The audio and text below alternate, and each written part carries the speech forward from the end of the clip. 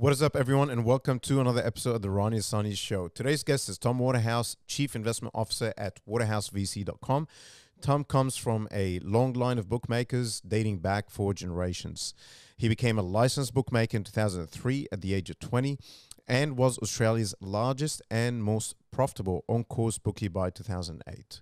In 2010, he launched the online sports betting business tomwaterhouse.com. And in 2013, by the time the company was sold to William Hill, they had about 100 people working in the business and 250,000 clients. In this episode, I get Tom's insights on how to become successful inside and outside the world of sports betting. We also talk about the psychology of betting and what traits entrepreneurs and business owners can adopt to become more successful. What is up, everyone? This is Ronnie, your host of the Ronnie Osanu Show. My number one goal in this show is to bring you some of the most amazing and accomplished individuals in the business world to share with you some real, raw, and authentic business insights.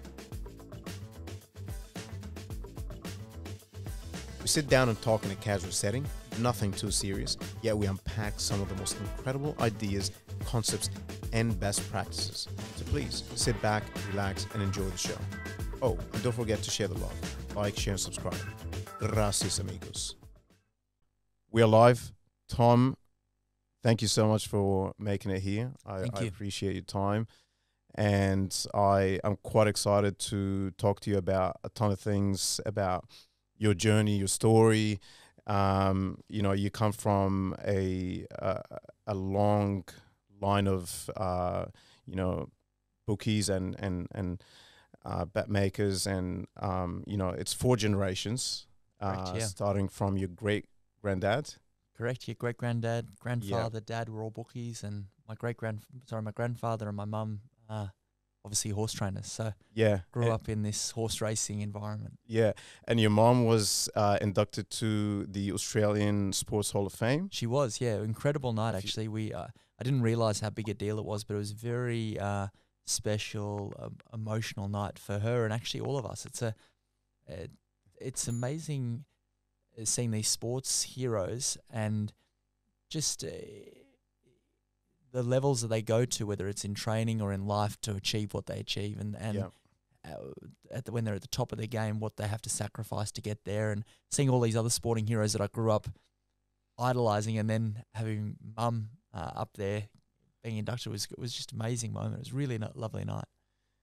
And you touched on sacrificing. It's one of those things when you sacrifice a big part of your life, and then you get to that point when it's recognized and acknowledged by a lot of people, in a form of induction to Hall of Fame or something like that, to that effect. It's almost surreal. Yeah, it's incredible. Yeah. It's funny in that trying to talk to my kids about business and work ethic and stuff like that, it's very easy to use sporting examples because you can easily relate to them. And in business, I find it harder to relate stories about the sacrifice in business, but sport is a great example to all of the sacrifice you need to succeed, like how hard you have to work and dedication and focus. And it's...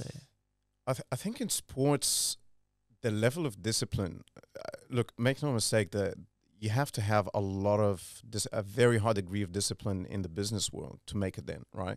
But I think in sports, just because we quite quickly touch on that, if you don't have 100% discipline, the margin is so slim. Yeah. Super, super slim. I don't care what sport it is. You have to be 150% in. Otherwise, it's just off. Also, if you're the 100th best CEO in Australia, you're deemed to have been a success, where in sport it's your hero or, you know what I mean? The difference between first and second in many sports is huge, and in some sports, difference between top 10 to the top 100 or the top 1,000 is, in business, it's a little bit more forgiving in some ways. Absolutely. So if I'm like 30, top 30 under 30, that's a great accomplishment. Yeah. Right? But it's 30th in the world in golf. You probably haven't heard. I haven't heard of you. Exactly. Yeah. Exactly.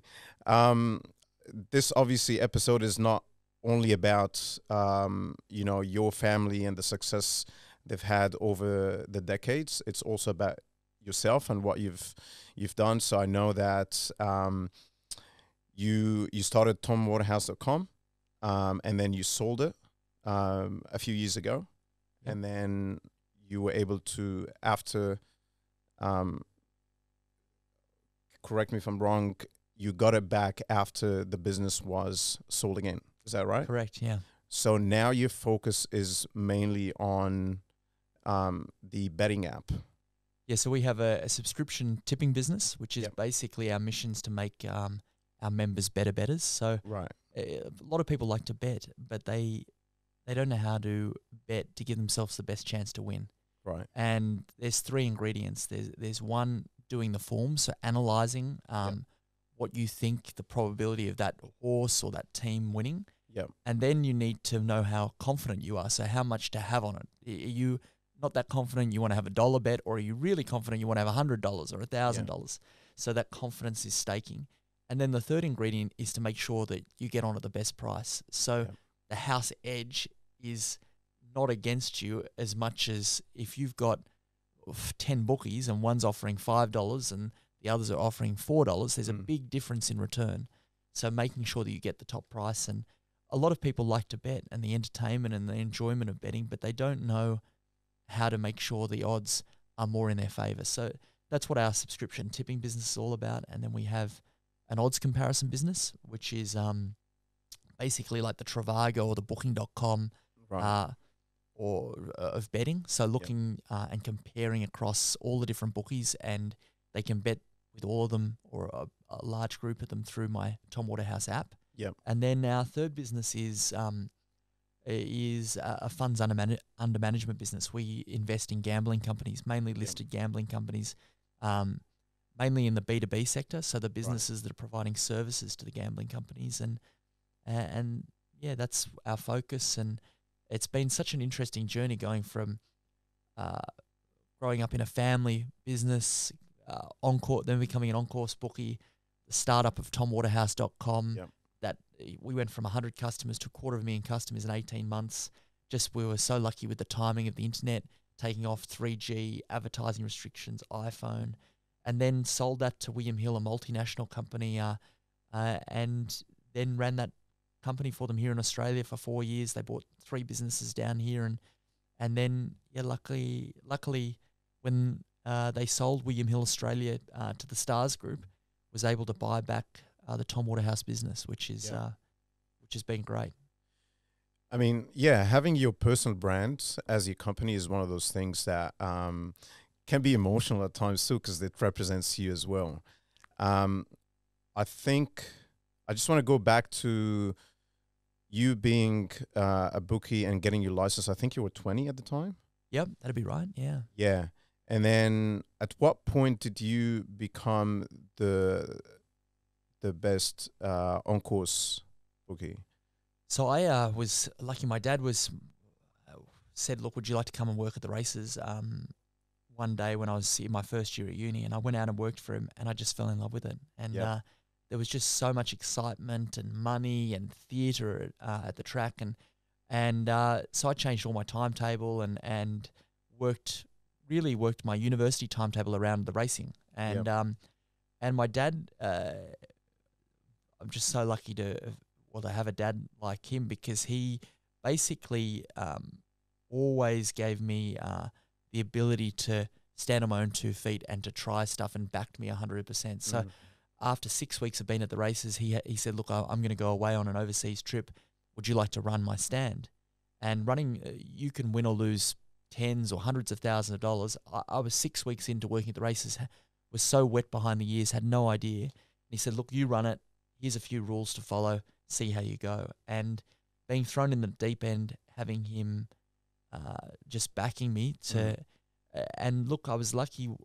I won for the first 20 meetings I worked for him, and that gave me so much confidence. I go, I can do this. But really, he'd set up an environment that made it very safe for me to try and to have a go. And then he pushed me to say, look, you should get a license in the country and then at the dogs and the greyhounds. And then my grandfather came back to mentor me and teach me. And it was an amazing experience, because I'm learning from the two most experienced, great bookmakers In the sport. in the sport, and learn from them. And then I transitioned from being the smallest bookie on course with my grandfather to fast forward 6-7 years down in Melbourne, and was holding by 2008 more than all the bookies in Melbourne combined at that spring, over $20 million over the 4 days of the carnival, winning or losing millions of dollars, and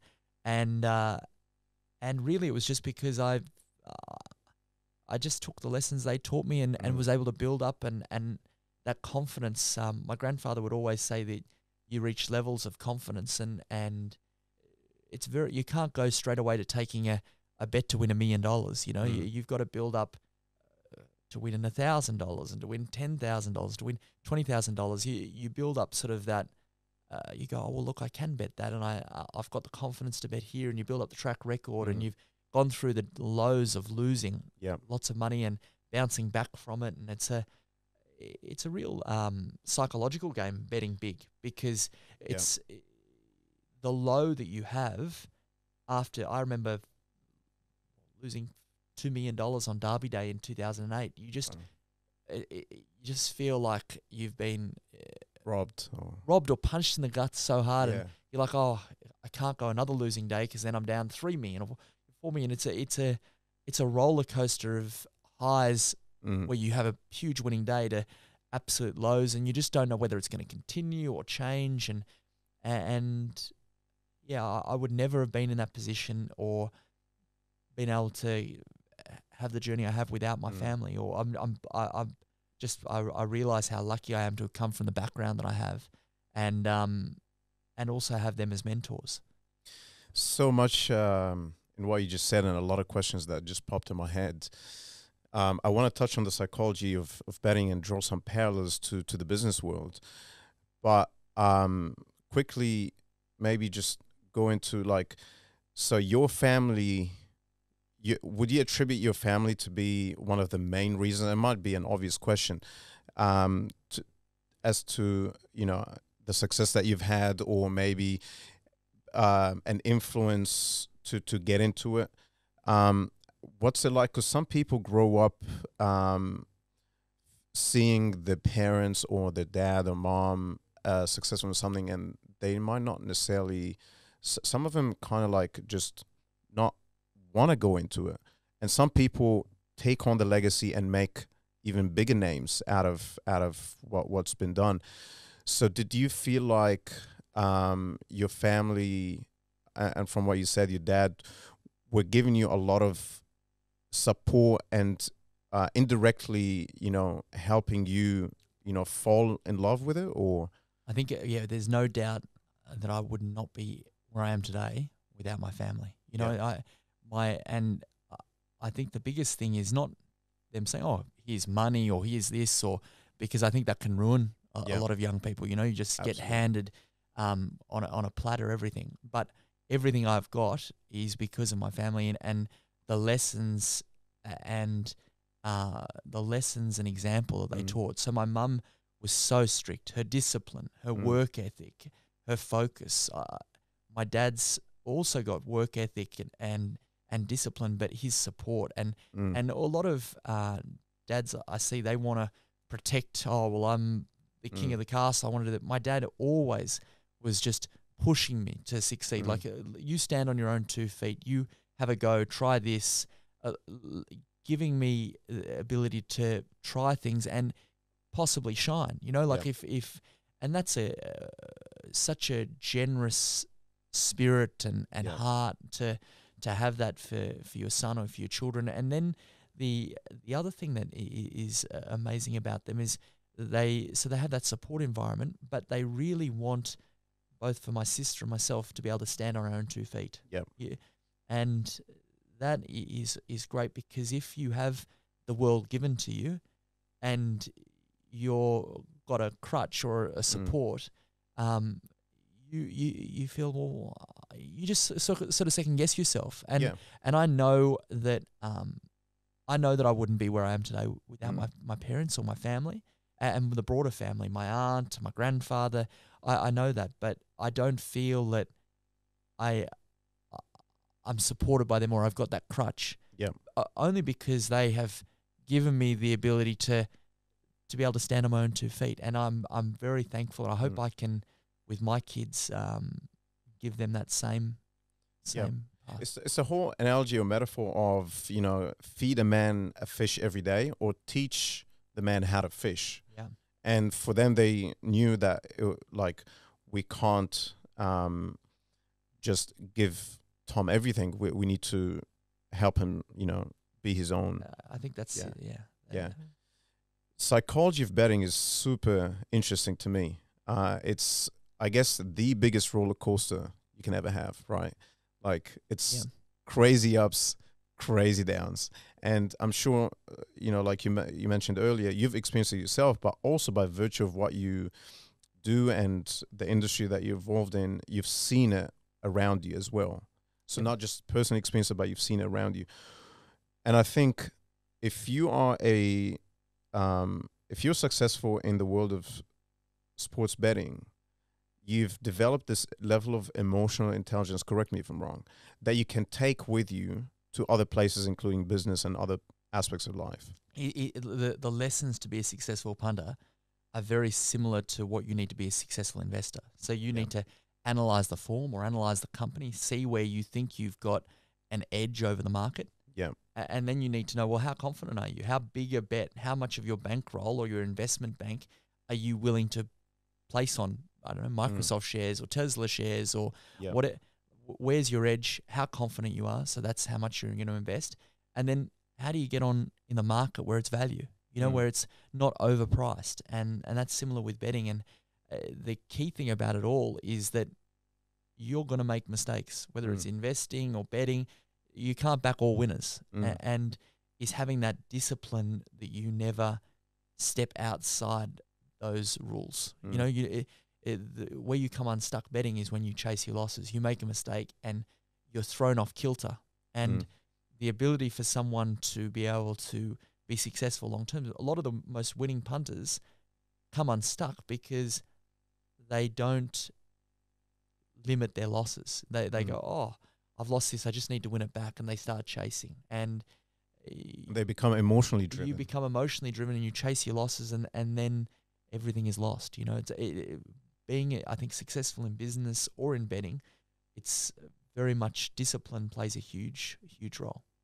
So were there any sort of, call it exercises or mental notes or anything that you, or rituals rather, or anything really that you used to do or know people in the industry do or practice to cultivate that really strong level of emotional intelligence and discipline to be able to pull themselves back if they feel like they're starting to go down the rabbit hole? Well, I was lucky in that I spent 6, 7, 8 years working side by side with my dad and my grandfather. So I see that my dad's thought process around when he bets, he's having the same staking on those horses, whether he's down 100,000 or up 100,000. You know, it's very well thought through. This is the probability that I think this horse will win. This is my edge. This is how much I'm going to stake. This is the price I'm going to get on at. I've been through this roller coaster, losing millions of dollars and being side by side with my grandfather and seeing how his emotion does not change at all. Whether we were winning $1 million or $2 million, or whether we were losing $1 million or $2 million, you would not be able to tell on his face. You could it'd be impossible for you to tell if he's having a winning or losing day. You couldn't, no change in emotion whatsoever. And so, to me, I grew up just being around them, you know, and seeing how they coped with situations and seeing how they coped under pressure. There's immense pressure when you can, you've got these huge bets coming at you, and you're basically running a small business at ultra fast pace, and people yelling tens of thousands, hundreds of thousands of dollars bets, and you know in the next 15 minutes you're either going to win or lose a lot of money, and that happens all throughout the day, non-stop for 6-7 hours. Wow! And so you see this this pressure and how they deal with it, and that I guess I just tried to, I don't know, be similar to them. So when you sold to William Hill in 2013, you mentioned that you had about 100 employees, 250,000 clients, and something interesting happened. You were the second most Googled person in Australia. That's right. Yeah. How did that come about? Well, look, sports betting grew to being in public focus because the advertising restrictions eased, and we bought quite a few, or we bought up a lot of the TV rights for sport in Australia. Right. And I think, well, I don't think there was a huge backlash of what's this young bloke doing on our TV as a sports commentator, spruiking betting in primetime rugby league. We don't like this, and we don't like this person, and we don't like that he's promoting gambling, and there was this big backlash, and that I became, or the business became the focus point, or the real sort of public, we have an issue with gambling, we have an issue with this this person, and that was an amazing ride, because our business grew hugely, but there was obviously the backlash, and end up selling the business to William Hill, and which was amazing, for build a business in 2 years and then sell it to an overseas company and go through that whole process of a sale process, and then they bought a few other businesses, and then to transition to being the CEO of that business at William Hill Australia was it was really interesting. Amazing. Cool. So it was like sort of the circumstances, you know, going out of TV and focusing more on, you know, non-traditional media that sort of help get you there as well. Yeah, look, we just saw that in Australia there was, TV was obviously declining in popularity, but what was still very popular was live sport. And we thought, well, if we buy up all the live sport that we can in Australia, that'll be an asset for us. And we did.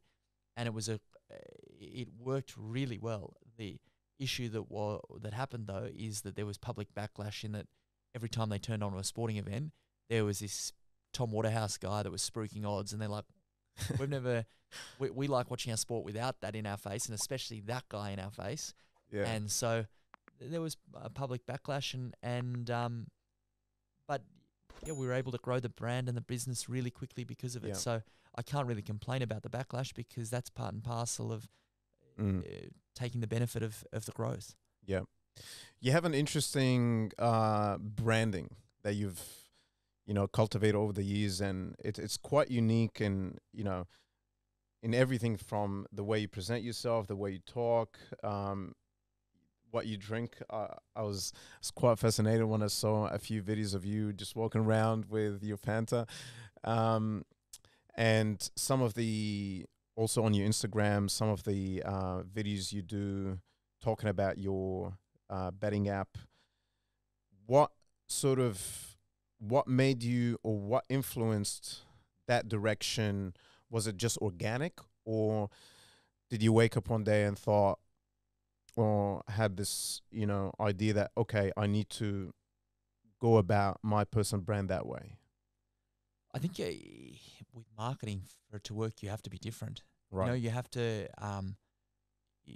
to try and do stuff that makes people go, oh, well, that's different, or what's that about, or why is that happening? And with TomWaterhouse.com, when we first started, is that we went, well, bookies have always been individuals. You know, you bet with the bookie at the racetrack, and all of these companies in Australia are going down URLs like Sportsbet, sportsbetting.com, TAB Sportsbet. They're all like domain names, and in overseas, individual names had worked well, like William Hill, Victor Chandler, Paddy Power, and so we went, well, we're going to brand as an individual, and then going down that path is, well, how do you brand and keep a business that's a brand is successful is a promise kept. You know, you can't go and pretend like that you're something that you're not. So you've got to be sticking to the way you are and what you do, but at the same time try and make it interesting. You know, and I'm definitely not the world's most interesting person. I just try and find businesses and products that I think that our members or punters need, and then how do I make it interesting for someone that hasn't come across it before? They're like, what's that about, or what's different about it? and just try new things. And if some things work, great, we keep doing them. And if it doesn't, you change. If they don't, it should change. You know. Yeah. I think it's certainly worked, and you managed to do things that grab your attention, and that separate you apart from the pack, and that's, you know, sort of one of the things I always talk about, how to set yourself apart from the pack, and I think you managed to do that. And so if we go to your betting app and dive in a little bit more into it, how do you help your users, clients who go on the app to set themselves apart? Yeah. And what value do they get? So everything in our business is about making our members better betters. Yep. And so the odds comparison app, most people go, well, I have a bookies account with maybe one or two. Yep. And they're like, well, it's easy. I put some money in there. And they're like, I can't be bothered. Maybe I can get a better price somewhere. Yep. But I just can't be bothered to go and open another account or another account. And I can't be bothered to go and do this. And I went, well, that's such destroying your own value because there's such a difference. Maybe if you have $10 on something at $4.40 compared to $4.20, look, it's not that big a difference on that one bet. But if you're going to bet for the next 5 years consistently, you're giving up a huge percentage difference in winning and a huge dollar value in winning if you consistently take slightly worse price. Yep. And it's normally a bigger difference than $4.40 to $4.20. It might be like $4.20 to $4.80 or $5. And so I tried to create, or I have created an app which allows you with the same username and password to bet across multiple bookies and to see which one's offering the best price. So if I was going to go overseas with the family, I would think, well, I'll just go on a website and find which which airline offers the best price for the sort of flight that I want and has got the things that I want on it, and I'll just go with the best value. Or if it's a hotel, I'm like, oh, well, which one has the best price? But in betting, even though price is so important, most people go, oh, price is important, but I can't be bothered to change. And what we've tried to do with the app is just make it as easy as possible for people to have accounts with all the bookies and from one single source. From one single source and bet with the best price. And really, bookies, they're there to try and offer at the race course. That's what happened. You'd see all the bookies in front of you and you go and bet with the one that had the best price on the one you wanted to back. And that's changed with this online environment. And what we're trying to do is take it back to the way that it's always been, that you just bet with the bookie that has the best price. And if they are the best price, they obviously want to lay that horse. And then on the next one, you bet with whichever has the best price. Yep. So you're kind of aggregating. It's an aggregator app for all the bookies. Right. But do you also give advice? So our tipping subscription business is saying, look, we believe that the bookies have got this particular horse the wrong price. Yep. We think it's got a better chance than the market. This is how confident we are. So this is how much to have on it. Yep. And this is the price to take. Yep. And so that's a subscription service of basically giving the lessons that my dad has taught me in how to look at horse racing and analyze racing and pass that on to our members of how they should analyze why we like certain horses in certain races, what we're looking for, and that's that business. I saw one of the packages you have, I think it was the gold package or something, that it's a money back guarantee. Correct, yeah. So how are you able to give that guarantee? And it's something that obviously I'm not well versed in the world of betting, but it kind of looked to me like it's not something that you always see. The subscription business only works if we can find that we're giving our members an edge to beat the bookies. Now, it doesn't mean they're always going to beat the bookies because they've not only got to take our selections have got to win. Yep. They've got to follow the staking plan and they've got to get on at the price that we tell them. Yep. But if we can't provide that if they follow those guidelines that they don't win, well, what's the point of them subscribing? Because they don't need me to lose. Anyone can lose betting if they want to. You know, it's not the percentage on the house edge is against you. So if we can't guarantee that following our formula you won't win over a period, then that's why we put the money guarantee in place because, and we shouldn't have started the business. It does not mean that we're giving you a guaranteed form of this is how you make money, because you've got to follow the plan. And also we've got to repeat what we've done historically into the future. But we have a lot of confidence that if you follow our selections over a long period, you follow our staking plan, and you get on at the top price, and all of those things are hard because it requires discipline of following the plan, and also the ability to get on when we send the tips out and get on at the best price when you're competing against all the other people that get the tips. So it's not easy. But if we can't provide a winning group of tips over a long period of time doing that, well, then we're in the wrong business. Yep. So I wonder, you know, you're someone who mastered your craft, and, you know, throughout, you know, the experiences and lessons you've learned from your family and whatnot, you have this thing, you have this expertise, you have this mastery over something. And at the end of the day, you're giving value and you're selling advice and information in a way, right? There's a secret sauce, and I'm not trying to know what this is because I probably wouldn't understand, but I'm trying to understand this secret sauce that you have in knowing to a high degree of confidence what to bet on, what not to bet on, and what not. Is it based on science? Is it based on, you know, some math that you run? Is it based on understanding the horses, really understanding, like, and going through the history? And I heard once that one of the, I can't recall the name, but one of the biggest horse bettors in the States, or all of them, they really studied to the lowest level of detail everything about the horse and where they came from and how they train and all that stuff. So for you, is it more on this side or that side, or? So everything I've learned in terms of analyzing horses and to being able to win betting is from my dad. I've learned all the lessons. He's been a professional punter for 40 years. I don't think he's ever had a losing quarter in 40 years. So he's an amazingly successful bettor. And the lesson he's taught me is that basically you have to find factors in the market that the market has not realized or appreciated. So it might be, for instance, a winning factor back in the day was horses with a 7-day backup, horses that, let's say, were in the front part of the field, or horses that had a certain, like, gear change of, like, they had something different about what, like, their saddle or their bridle, or their like, didn't have hoof fillers in, or didn't have whatever the might be a trainer jockey combination.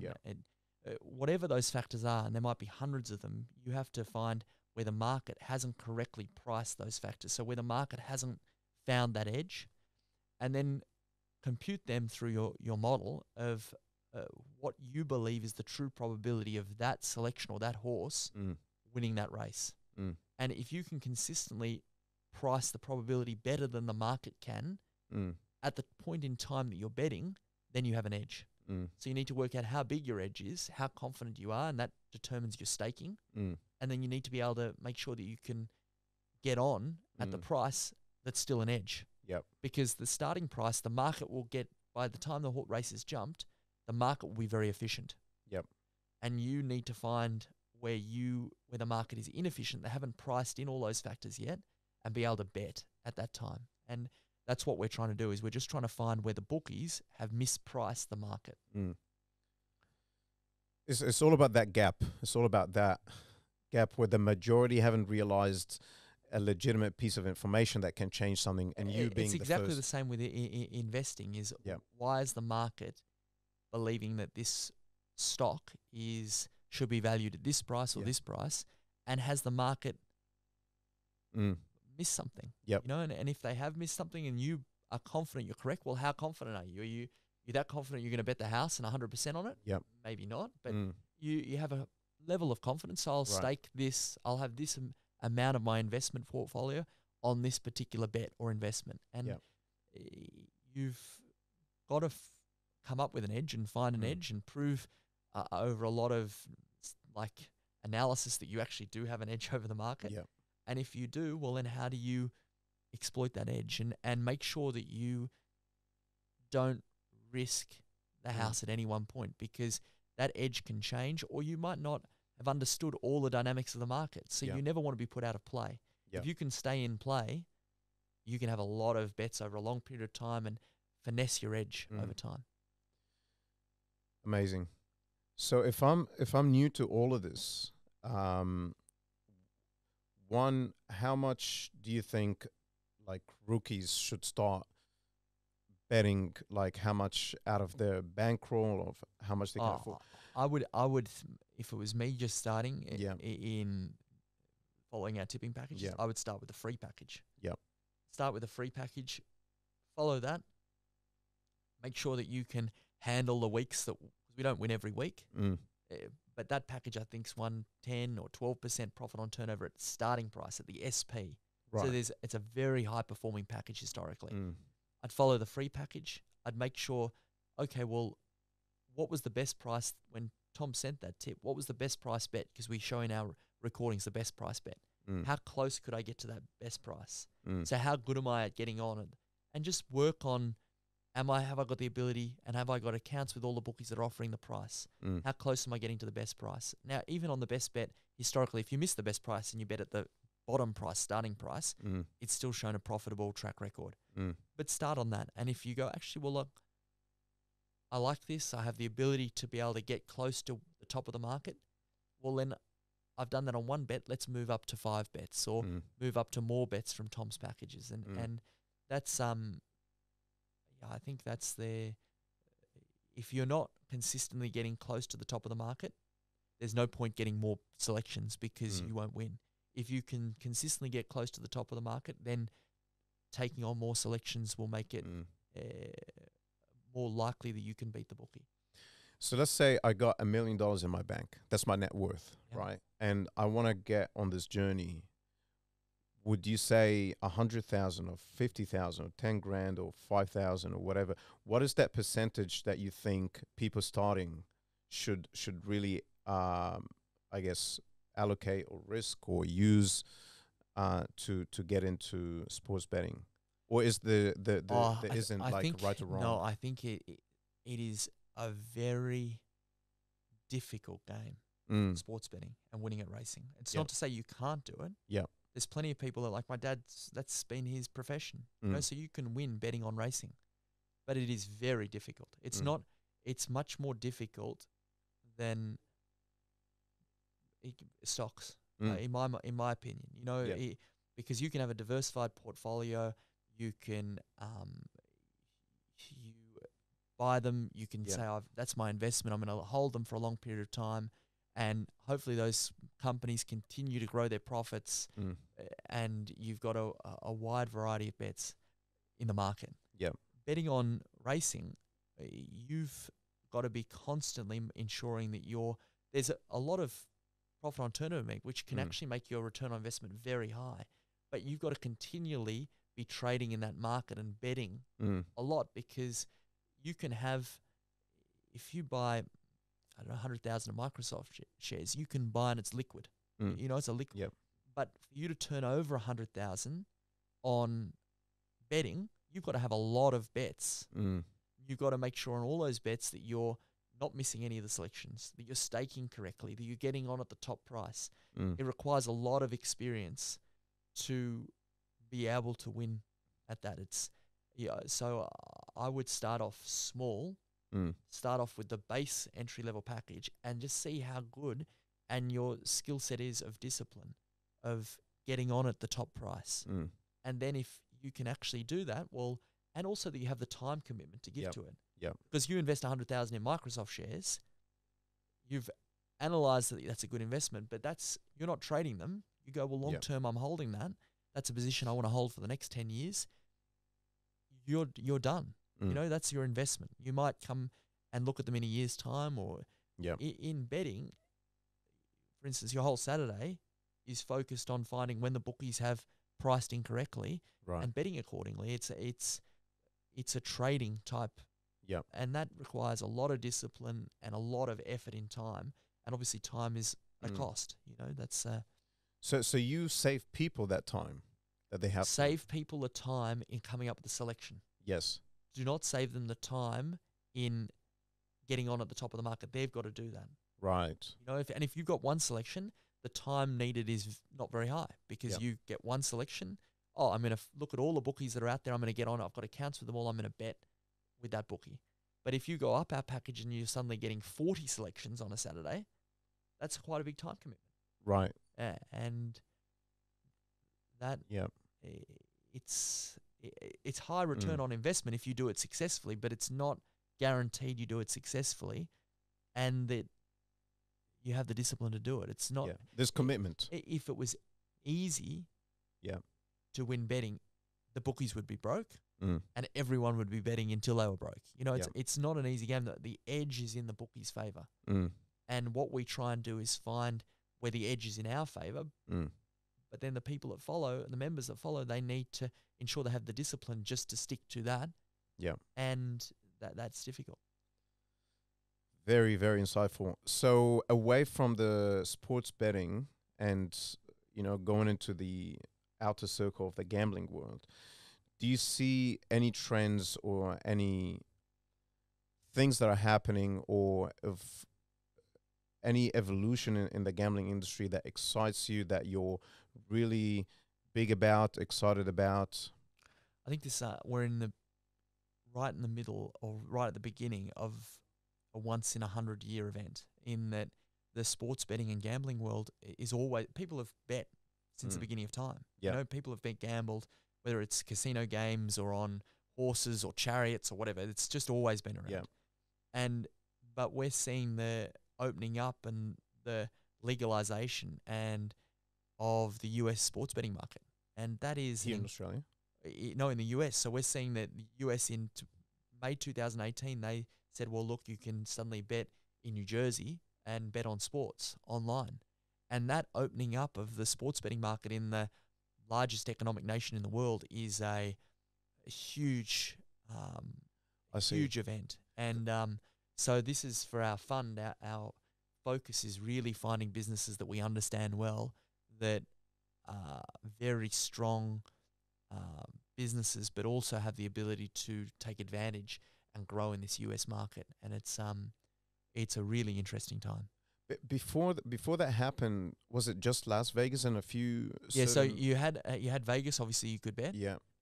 If you wanted to bet online in Vegas, as soon as you were on the plane and you went over the border of Vegas, you couldn't bet on the app.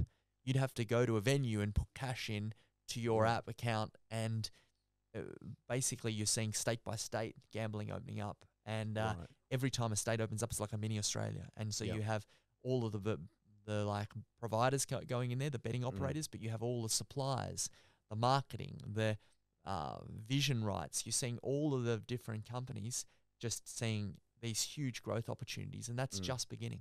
Yeah. Are there any other sports that you're really into in terms of betting besides horse and horse racing? Our edge is in horse racing. Yeah.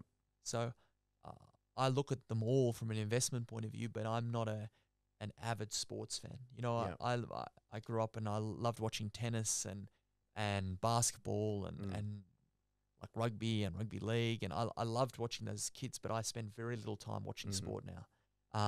Not because I don't enjoy it. It's just, to me, it's just the next event in many ways. You know, I'm analysing the gambling side of it and from that angle.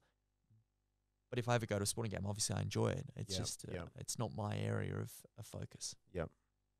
I sometimes look at different sports and the elements of variability, whether it's, so for example, if we're talking about soccer, you have 11 players, and you know, you got to understand perhaps if one of them had an injury lately, or, you know, is going through stuff, or, you know, and the tactics, the formation and all that stuff. So versus, for example, a boxing match. Yep. It's just two people in it, and the elements of things, the elements or things that you have to know about them perhaps are much less by virtue of just having two factors mainly. In horse racing, that is just crazy. So that's right. You have so many different, and that's what makes it such an interesting betting product, and also gives the ability where you can outsmart or get a greater edge than the market, you know, because there are so many factors and those factors are changing over time. Yeah. And yeah, it's really interesting. Yeah.